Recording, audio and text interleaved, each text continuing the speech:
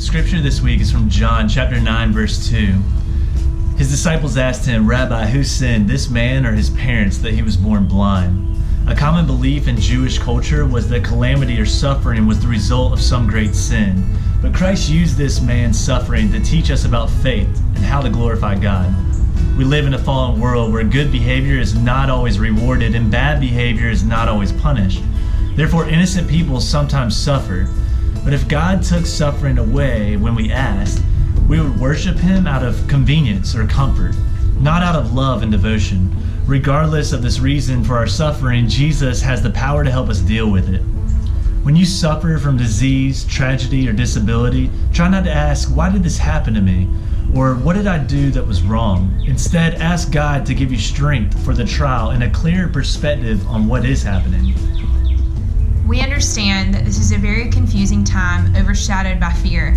According to the CDC's latest statement, CDC, in accordance with its guidance for large events and mass gatherings, recommends that for the next 8 weeks, organizers, whether groups or individuals, cancel or postpone in-person events that consist of 50 people or more throughout the United States.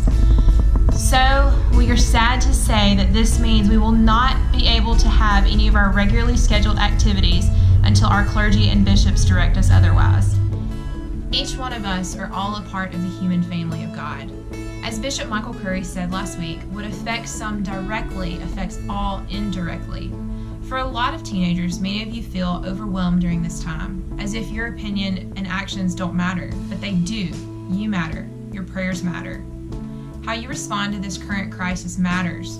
This crisis is not something that should be overlooked, and your thoughts, words, and actions can make a big difference. So today we want to encourage you all and remind you your importance to the world.